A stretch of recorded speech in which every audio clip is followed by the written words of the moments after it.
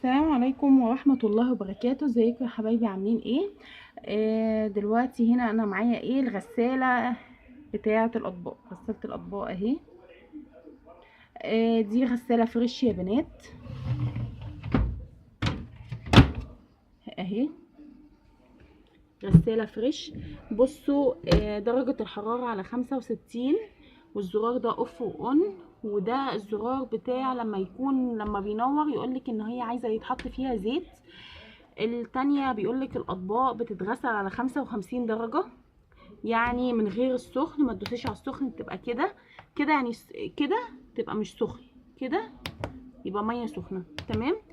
والاطباق والكوبايات على ميه 55 برضو السخن، بس لما بتحطي كميه اطباق وكوبايات كتير لما بتعمليها على برنامج ايه.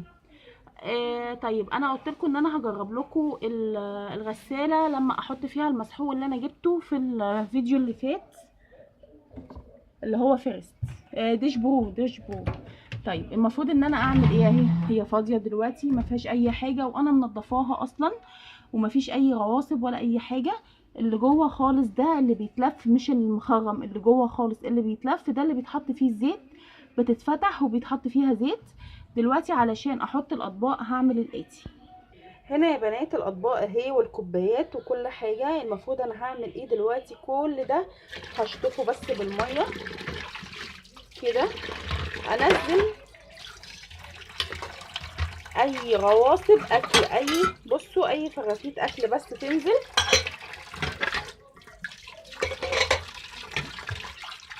تمام. وبعدين تفل اهو، كل الحاجات دي هغسلها وانزلها، وبعدين احطها عادي في الغساله. هخلص كله واوريها لكم هي لما ارصها. هنا يا بنات اهو خلاص كده اهو، شلت كله. هعمل ايه دلوقتي؟ هحط الاطباق الصغيره الاول، ده هنا كده اهو،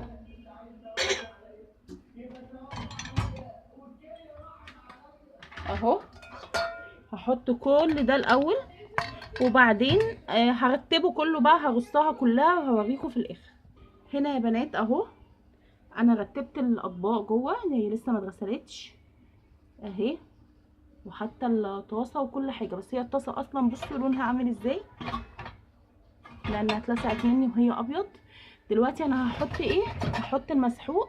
المسحوق كان في علبه كرتون، انا دلوقتي حطيته في دي، كانت عندي بتاعه بايوكلينا فاستفدت بيها ما رميتهاش، وحطيت فيها المسحوق. هحط هنا وهرجع لكم اهو يا بنات. بصوا كده، بس هحط كده.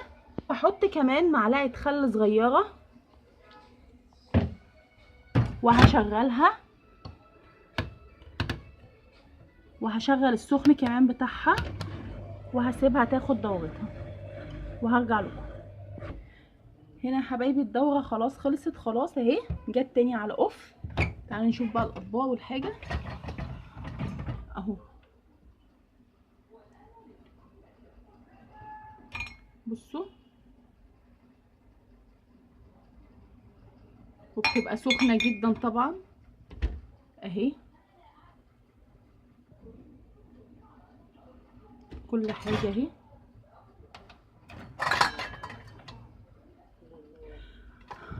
ف ده المسحوق اللي انا قلت لكم عليه علشان تجربوه يا بنات.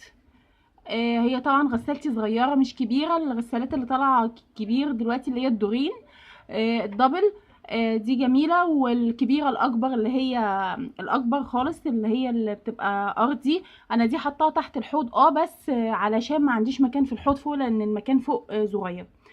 هاتوا المسحوق ده هيعجبكم جدا، مسحوق كويس ما شاء الله يعني. بصراحة ريحني يعني عن التاني ما كانش حلو خالص خالص خالص. عايز المساحيق عايز الغسالات الكبيرة. ربنا يبارك لنا في الصغير وانا راضيه بالحاجه القليله ان ربنا يبارك لي فيها.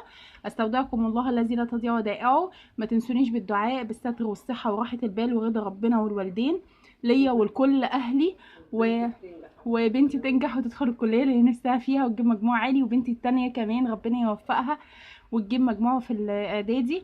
استودعكم الله الذي لا تضيع ودائعه، في امان الله، في امان الله. وما تنسونيش بالدعاء، دي امانه عليكم، ستر وصحه وراحه بال ورضا ربنا والوالدين. والستر ده في كل حاجه زي ما قلت لكم، رزق وصحه وستر وكل حاجه، بس ليا وكل المسلمين والمسلمات. استودعكم الله الذي لا تضيع ودائعه، في امان الله.